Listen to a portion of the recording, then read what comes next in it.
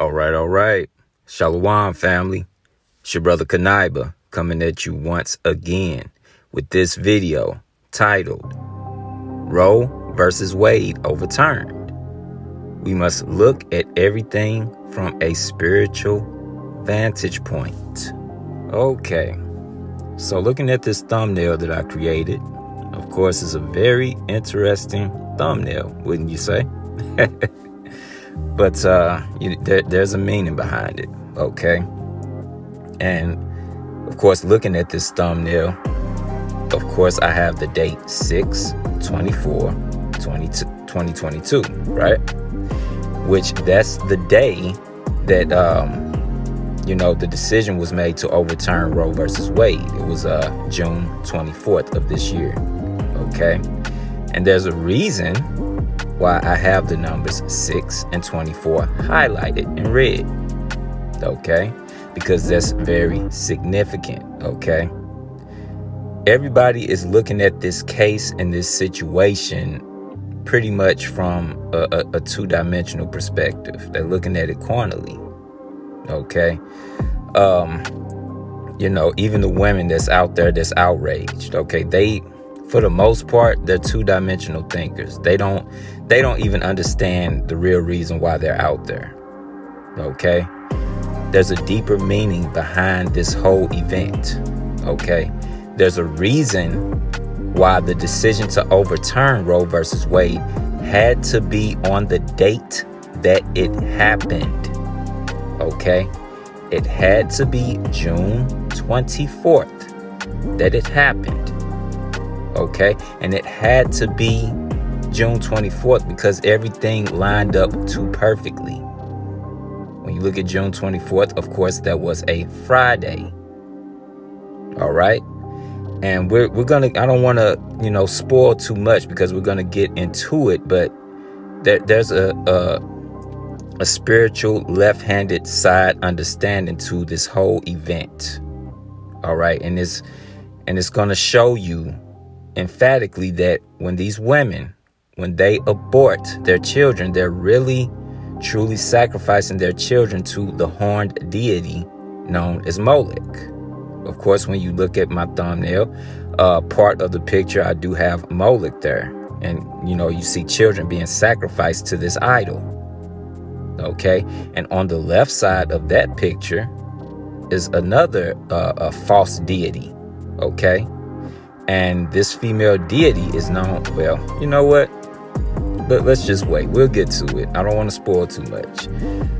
But like I was saying about the women, they're two-dimensional thinkers. They only see what's right in front of them. They're only looking at this from a surface level, so to speak, okay? They just see this as, themselves versus this imaginary patriarchy that really doesn't exist. There's nothing patriarchal about this society, okay? But they believe it's them fighting for their right to have the choice, the idea of choice versus the patriarchy, okay? And that's from a surface level, two-dimensional thinking, okay? And that's really what most people is really looking at this, or the way most people are really looking at this.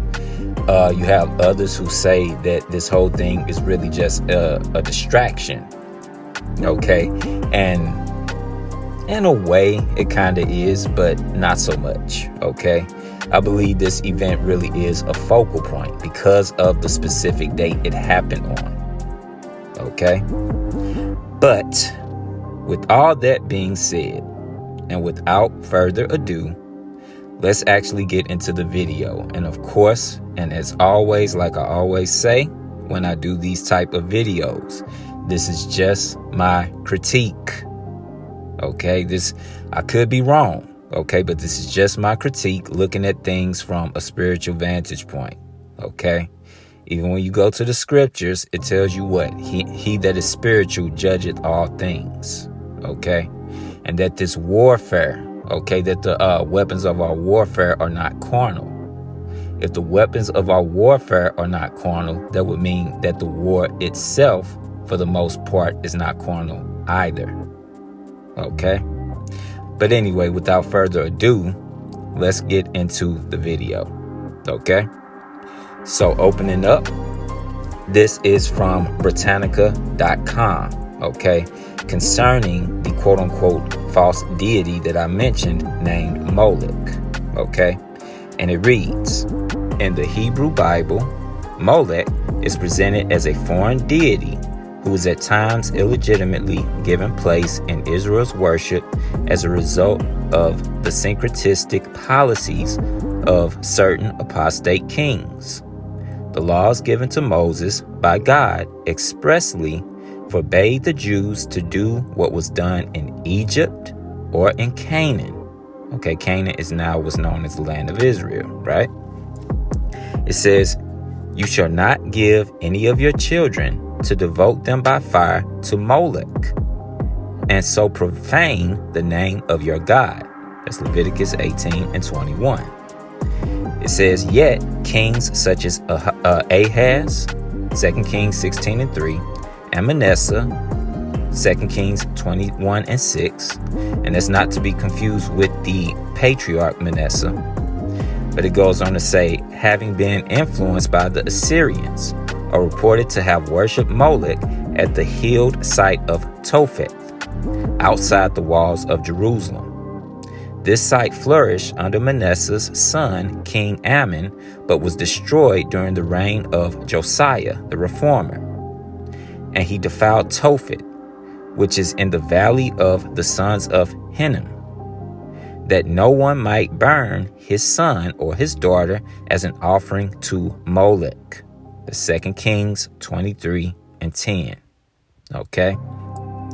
So this is just a little information about Moloch, okay? Because people hear us say all the time that when you have an abortion, okay, that you are really sacrificing your children to Moloch, that horned deity, okay? But this is just to give a little background about what we're speaking about, this so-called deity, okay, which is mentioned throughout the scriptures, right?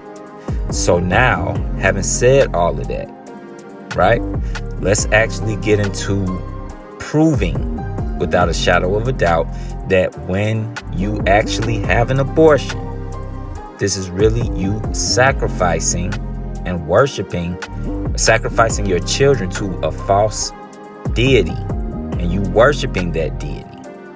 Okay, let's take a look at this. So remember I said that there's a reason, or really there's more than one reason, why the decision to overturn Roe versus Wade, it had to happen on this specific date, which was June 24th. Okay, now let's look at this. Let's look closely. Now, when you look at the date June 24th, that's why I have it highlighted in red. Okay, June 24th. And June is what? The 6th month, which gives you what? That gives you 1/6, right? Or your first 6. Okay. Then you have the day of the 24th. And of course, 2 plus 4 equals what? 6. So that's your second 6 right there. So that in its totality gives you 2 6s, which is what? It's just a representation of what? The number 66. Okay, and as you see here, I said 66 equals Moloch. Okay, the number 66 actually represents the deity Moloch. Okay, believe it or not, right? Now, how do we go about proving that? Okay, let's go to the gematria calculator and let's look at something. All right, let's take a look. So this is the gematria calculator. Okay, and as you see, I typed in the name Moloch, right? And when you type in the name Moloch, it has a numerical value of 66. Okay, so remember, this is exactly why I said that there is a reason that the overturning of Roe versus Wade had to happen on the date that it happened, okay? Because that date 624, which is June 24th, is just an allusion to the number 66. Okay, which is what? It represents Molech, right? So, like I said in the opening of this video, we have to look at everything from a spiritual vantage point. Everybody, I'm not going to say everybody, most people are looking at this thing carnally from a two-dimensional perspective, okay? But, us as Israelites, especially as Israelite men, okay, we have to look at things spiritually. We have to judge all things spiritually from a spiritual vantage point, okay? Because if you're just looking at things from a two-dimensional perspective, okay, that's a dangerous thing, okay? You'll be very easily influenced and, tossed to and fro by society, not really knowing what's going on, okay? So we have to look at these things spiritually, all right? But now, looking at this evidence, it's very, very clear that the so-called powers that be, okay, that they understand and they know what it means when a woman aborts a child, okay? Because the powers that be, they know emphatically that they worship and they venerate this deity, okay? They worship and they venerate the horned deity, okay, which comes in many different forms, and Molech is just one of the forms of the horned deity, okay? And when you're dealing with the left-hand side and those that are in power, okay, which chiefly is Esau, they venerate what they call the quote-unquote Trinity, okay, which is the horned deity, the mother goddess, and the divine child, okay?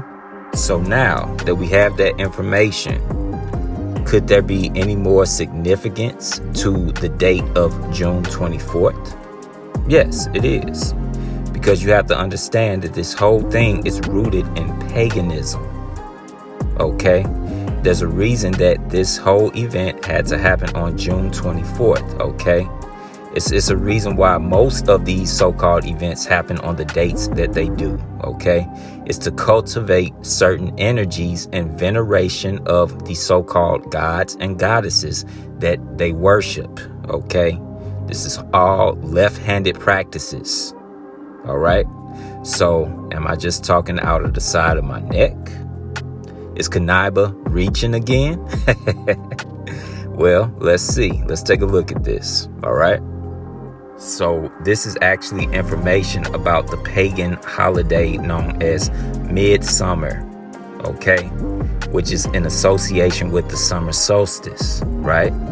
When you look at the pagan wheel of the year, okay, you'll see those days. You'll see things like the summer solstice and the winter solstice, which is the completely opposite end of the spectrum, looking at that pagan wheel of the year, okay?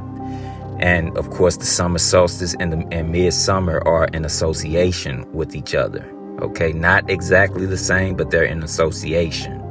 Okay, but I said all that to say this. Okay, like I said before, there's a reason why this event, the overturning of Roe versus Wade, had to happen on June 24th. Okay, so let's take a look at this. And it reads, what day is midsummer in America? Look at that, June 24th.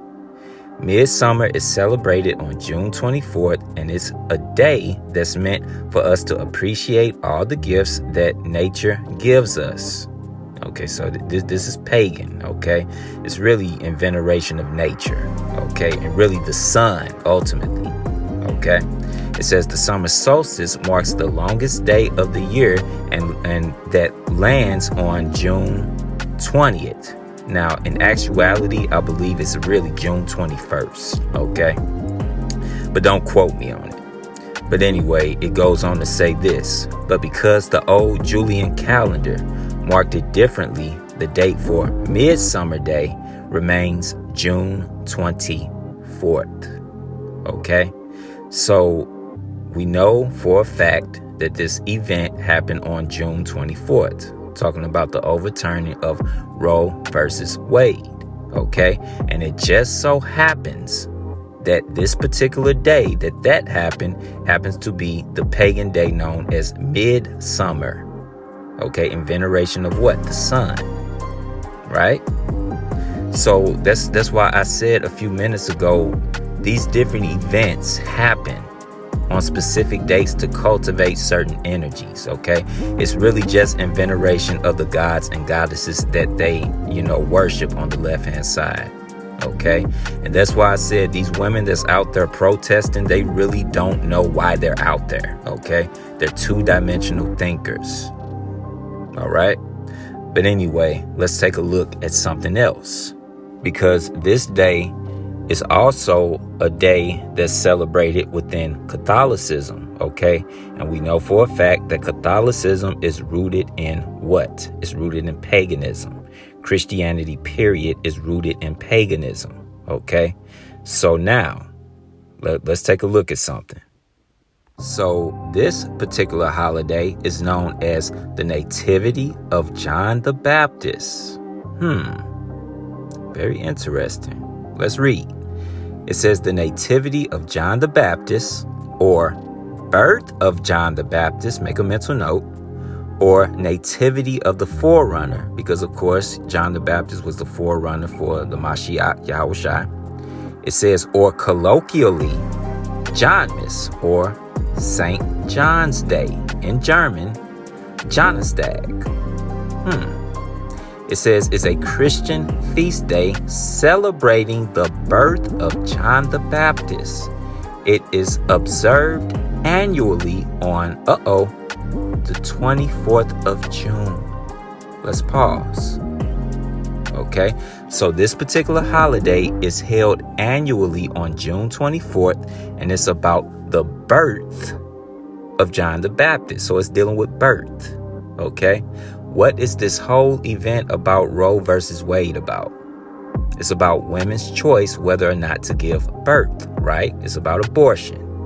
All right, coincidentally or not so coincidentally. Okay, but let's continue on before I further make my point, or make another point.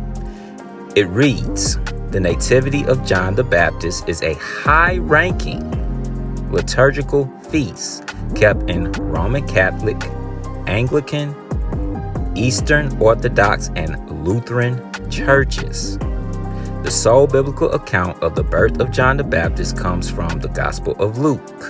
Okay, so this particular so-called holiday, okay, here comes the point I'm about to make. This so-called particular holiday is also rooted in paganism, believe it or not. And, people will argue and say, well, it's a so-called Christian holiday. It's dealing with the Roman Catholic. Listen, the Roman Catholic Church has nothing to do with the Bible.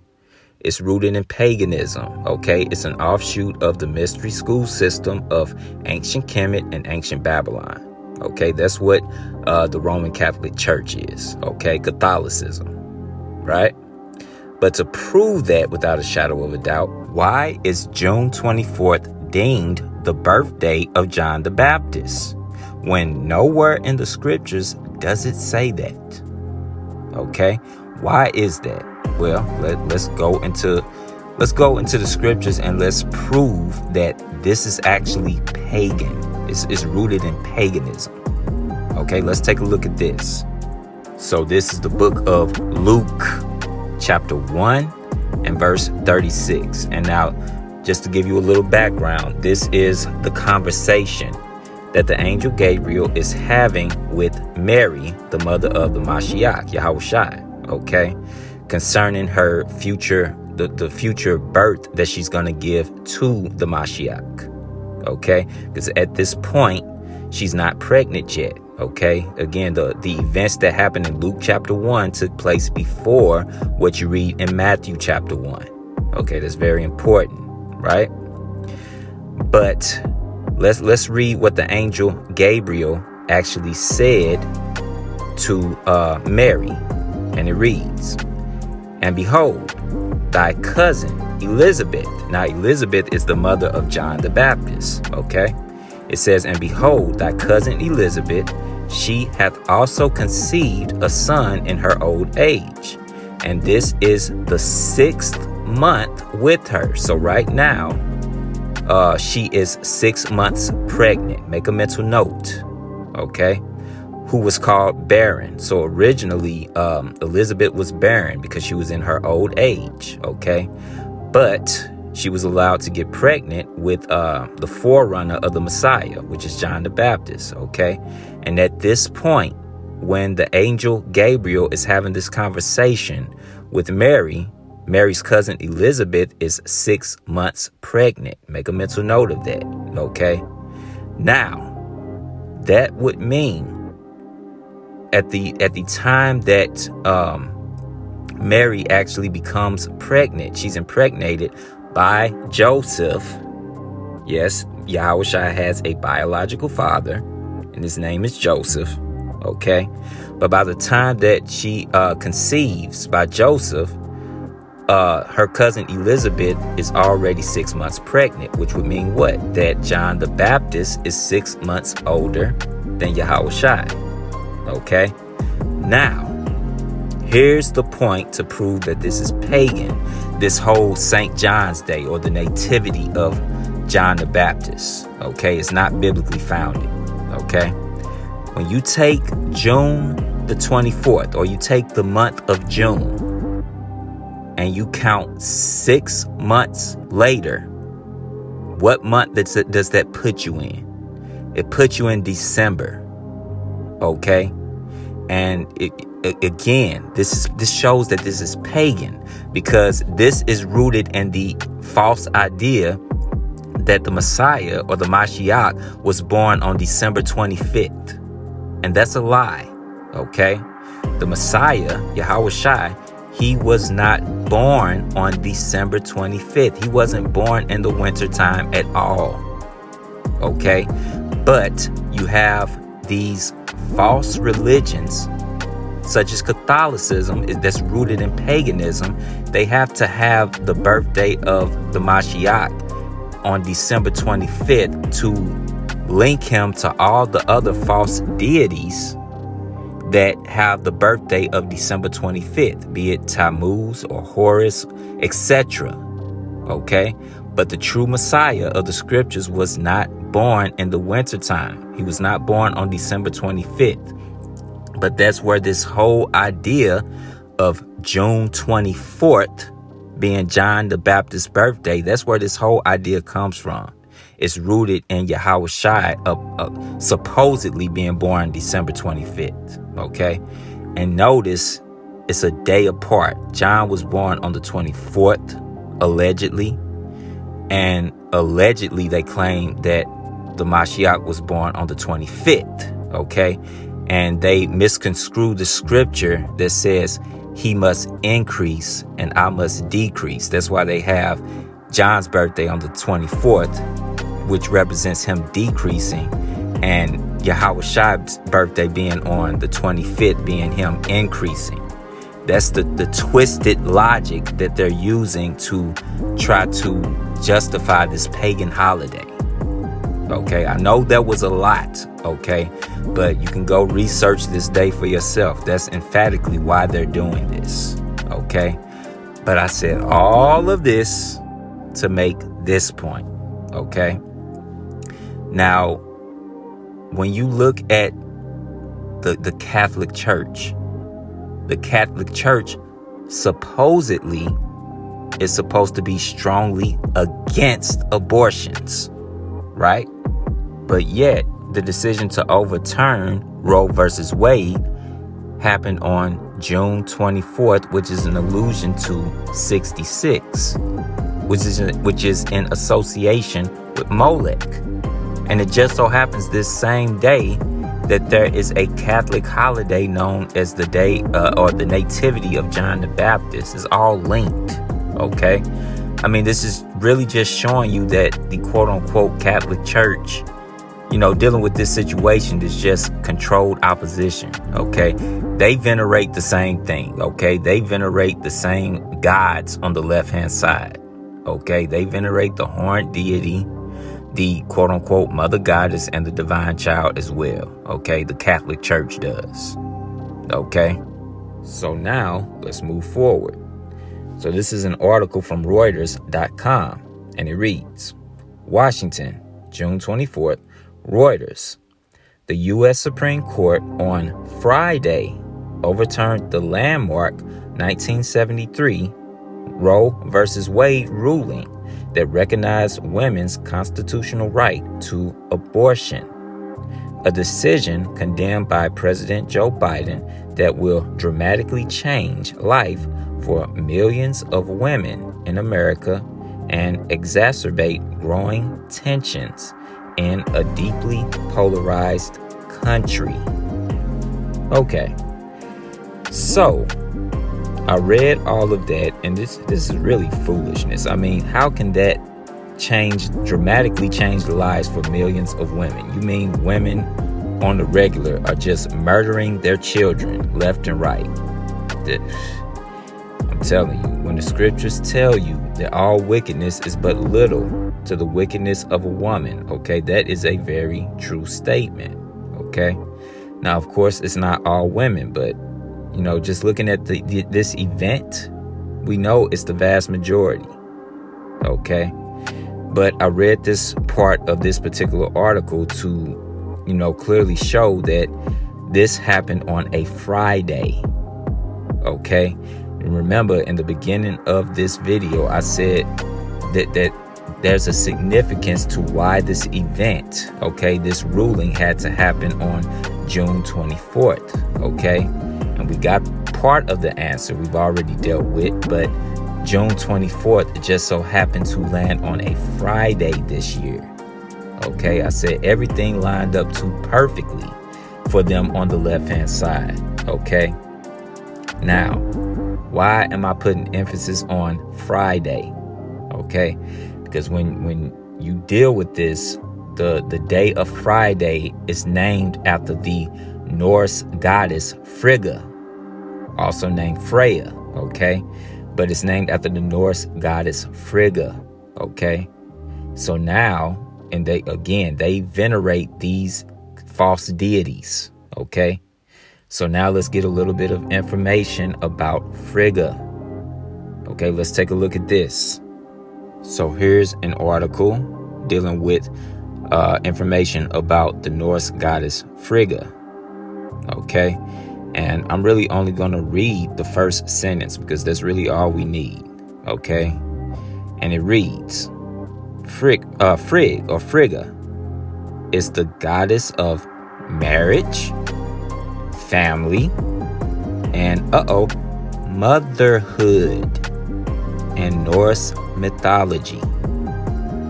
Okay, now of course you can read the rest of this on your own time, but that's really all I needed. Okay, it says she's the goddess of marriage, family, and motherhood. Okay, and when you look at this whole situation with Roe versus Wade, okay, again, they're trying to cultivate these different energies to venerate the gods and goddesses that they, you know, adhere to. Okay, it just so happens that this event took place on a Friday. Okay, which Friday is named after Frigga, and she just so happens to be a goddess of motherhood. Okay, and this whole situation with Roe versus Wade is what? Women really fighting against motherhood. Okay, strangely enough, okay, what seems to really be going on, and of course this is just my critique, okay, but again, this whole thing is about them wanting a choice, okay, but this is really just a three-dimensional version of that, okay. Now, the way these crazy women that's out there on the streets, the way they see it, they want the choice between giving birth and not giving birth. Okay, they want that to be their choice. But when you look at it on a deeper level, Okay, from a three-dimensional perspective, it's really them saying they want the choice to either be a mother or to be able to sacrifice their child to Moloch. Okay, that's really the choice that's really going on when you really look at it deeply. Okay, in a sense, it's really opposing forces going against each other, which is what? The divine masculine, which is represented by what? The horned deity, versus the divine feminine, which of course in this case would be Frigga, okay, or another goddess that we're about to, look into. But the whole point is that's the three-dimensional perspective of this, okay? And when you bring it to a more carnal level, of course, it's those that are pro-life versus those that are pro-abortion. Okay, that is just really going into the division that America is facing right now. Okay, so now, having said that, let's go back to the beginning of this video on what I said. Okay, there's a reason why this particular event had to happen on the date that it happened, because everything lined up too perfectly. Okay, and that date, of course, is what? 6/24, 6 month, 24th day. Okay, which would mean what? That this took place in the month of June, right? So having said that, let's take a look at the so-called goddess that the month of June is named after, okay? Which of course is Juno. All right, let's take a look at this. Now, this is some information about the so-called goddess Juno, okay? And her epithet as Juno Lucina, okay? Now, an epithet is basically a phrase that describes someone's character or their characteristics, okay? And in this particular epithet, she's known as Juno Lucina, okay? So it reads, as Juno Lucina, goddess of childbirth. She had a temple on the Esquiline from the 4th century BC. In her role as female comforter, she assumed various descriptive names. Individualized, she became a female guardian angel. As every man has his genius, so every woman had her Juno. Thus, she represented, in a sense, the female principle of life. Okay? Now, right now, these women feel like they've been done wrong. Okay? That their quote-unquote rights have been taken away. Hence, this had to happen in the month of June in veneration of Juno. Okay? Juno is supposed to be the so-called guardian of the female principle. Okay, their quote-unquote rights, so to speak. Okay, and of course, not to mention, and definitely not to neglect, the fact that as her epithet as Juno Lucina, she's a goddess of childbirth. Okay, now do you really think that's a coincidence? Okay, looking at the situation dealing with Roe versus Wade, okay, it's about what? Childbirth and abortions, okay? And Juno just so happens, in one of her epithets, she just so happens to be a goddess of childbirth. The same way that Frigga is a so-called goddess of motherhood. Do you see that? Okay? This is exactly why I said that there's a deeper meaning to this, and that the overturning of Roe versus Wade had to happen on the date that it happened. Okay? Now, we're going to take a look at something else, okay? Because if you really think for 1 minute that the so-called powers that be don't understand that Juno was indeed a so-called goddess of childbirth. Okay, let me take you back to a movie that came out, I believe, in 2007. And the name of the movie was, Juno. Okay, now this particular movie, okay, was about a teenage girl, a 16-year-old girl, okay, whom became pregnant. Okay, and originally, now get this, originally, she actually contemplated getting an abortion. Okay, but then she changed her mind. Of course, this is dealing with what? Choice. She changed her mind and decided to give the child up for adoption. Okay, now, this was back in 2007 that this movie came out.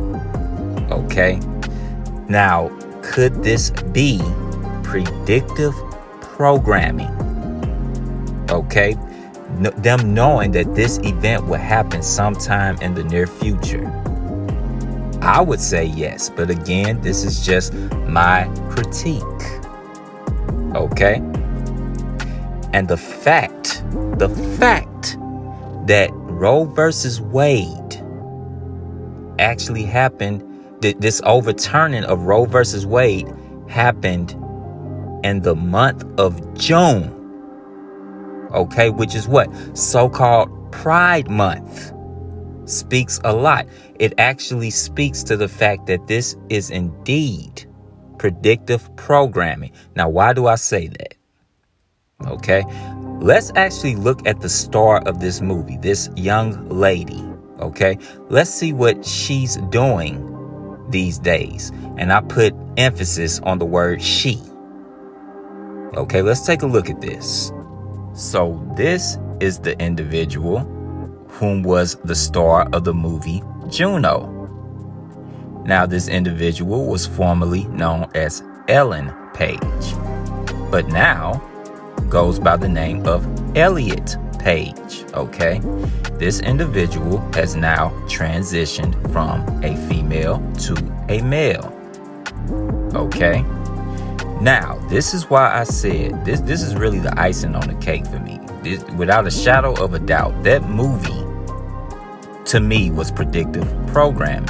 Okay, what are the odds that this individual played in a movie named Juno as a young girl who got pregnant, who was trying to decide whether or not to get an abortion, and then fast forward to 2022, and we have the overturning of Roe versus Wade, which is dealing with what? Abortion, in the month of June, which is what? Pride Month. And the individual that starred in that movie has transitioned from a female to a male. Okay, do you not see the connection? Okay, that's why I said without a shadow of a doubt, for me, and this is just my critique, that this is indeed predictive programming. Okay, and it really solidifies that the so-called powers that be, they understand what the month of June is about. It's named after the so-called goddess Juno, and she's known as a goddess of childbirth. That's why this individual played in that movie as a character named Juno, whom was pregnant, that contemplated getting a divorce, an abortion. Okay, you cannot make this up. All right. Now that we have that understanding, okay, let's take a look at some of the depictions of the so-called goddess Juno. Okay, because it ties into something that I already touched on in a previous video. All right, let's take a look at this. So this is a depiction of Juno, and of course, as you see, well, let's start with what's in her hand. Okay, she's holding what could be a spirit, okay? Because when you actually do your research on Juno, one of the other aspects that she has is a goddess of war, okay? She has a war archetype, okay?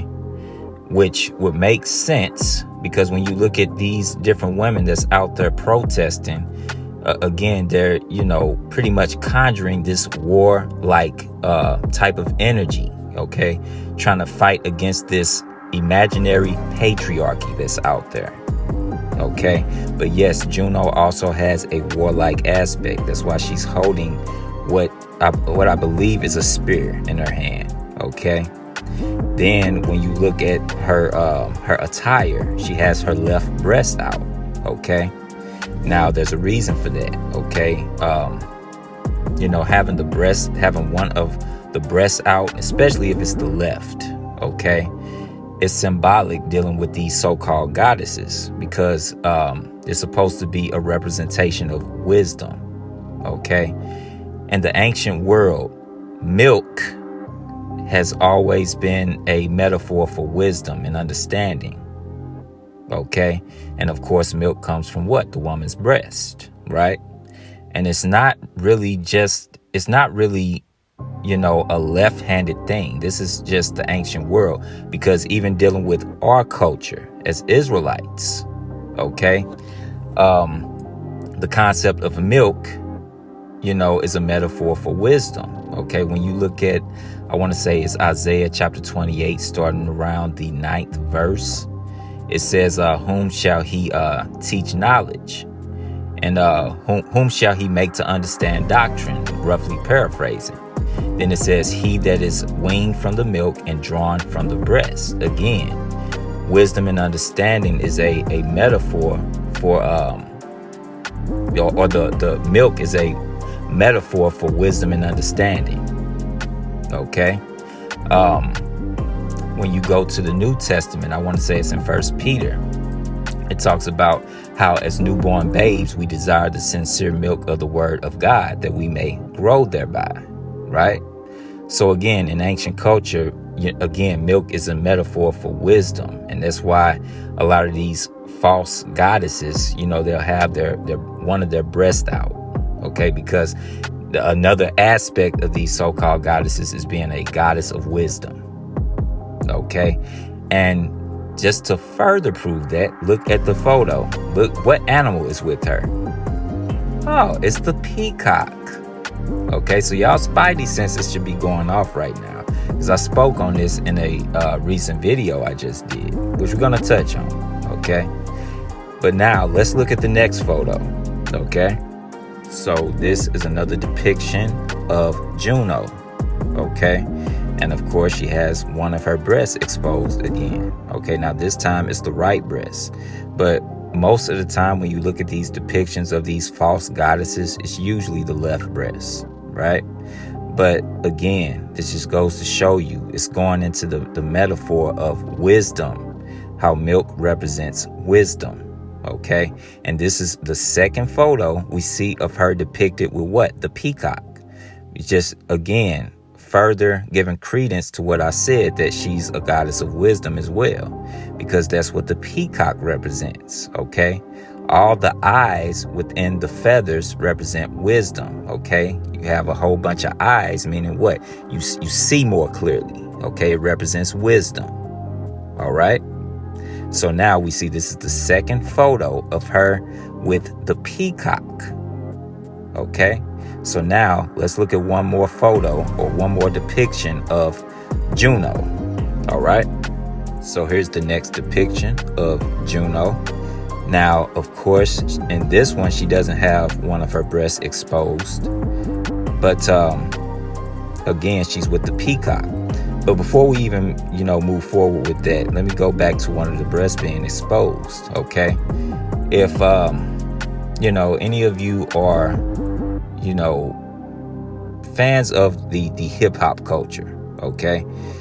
You may follow a lot of these different female rap artists, okay? And you'll notice that at different, events like award shows and things of this nature, a lot of times they'll have a dress on with one of their breasts exposed, usually the left, okay? When you go back in the day, who was that? Lil' Kim did it first, I believe. Then, of course, Nicki Minaj did it. Then, I know Cardi B did it. And I believe, if I'm not mistaken, I believe Meg Thee Stallion did it. But nevertheless, okay, it's always been an argument out there that, oh, these rappers, they just copying off of each other. Well, no. These female rappers are not copying each other and trying to one-up each other, okay? This is ritualistic, okay? This is something that each one of them has to do, okay? Because these female rappers, along with a lot of these other female celebrities, they are supposed to be a microcosm of the mother goddess, okay? But let's getting back to the photo. When we see this depiction, of course, Juno again is with the peacock. Okay, she's with the peacock again because most of these so-called false goddess figures, one of their archetypes is being that of a goddess of wisdom. Okay, but having said all that, I made a statement. I said, seeing these photos, your spidey senses should be going off, right? Because in one of my, most recent videos, I spoke about the peacock, right? And it was in this video dealing with Beyonce's cover photo on July's edition of the British Vogue magazine, right? And as you see here, again, that Beyonce is wearing a headpiece full of peacock feathers. That's in the form of what? A halo. Because again, Beyonce, within the music industry, she plays the role of a mother goddess. She plays a mother goddess figure, okay? And which, again, the most prominent, female figures in Hollywood, they are meant to be a microcosm of the so-called mother goddess. And their job is to get all the regular women to be the same, to be a microcosm of the mother goddess, right? But again, the fact that she has the peacock feathers as a headpiece speaks volumes, okay? Now again, looking at the bottom of this photo, okay, what does it say? Beyonce turns up the heat. And remember, at the end of that video, I gave my critique and made a prediction. I said it's going to be interesting to see what the month of July brings. Okay, because this is July's edition of that magazine. Okay, I said I didn't know what exactly would happen, but I did, give my critique as concerning, the civil wars. If I'm not mistaken, I believe I mentioned that, right? But now, days later, we had this event that happened with the overturning of Roe versus Wade. Now, could this be in conjunction with what this message is about Beyonce turns up the heat? Could this be the very event that leads to a lot of civil unrest and a lot of civil wars? Okay? I'm not saying for sure. It's just my critique, but we'll see. Okay? Because the fact of the matter is she's on top of the red horse. Now, the common folks, even in Christianity, they understand to an extent that the red horse represents war. Okay, but they just don't understand to what extent. Okay, the red horse actually represents how Esau gained prominence in the world, and again, he did it through what? War. Okay, but those who are outside the children of Israel and the truth, they understand on a two-dimensional level what the red horse represents. It represents war.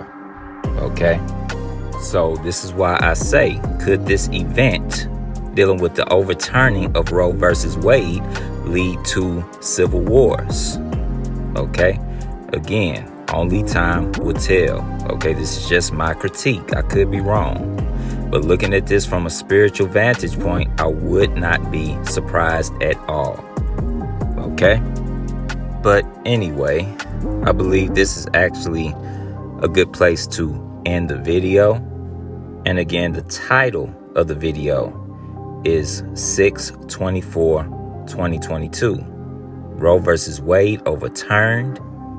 We must look at everything from a spiritual vantage point. Okay? And we see how, all of America and the rest of the world is looking at this particular event. Okay? They're only really looking at it from a two-dimensional perspective. Okay? They only see, half of the society sees women's, rights and choices being taken away. Then you have the other half of society who, view these women as nutcases, which they are. Okay, they want the right to quote unquote murder their children.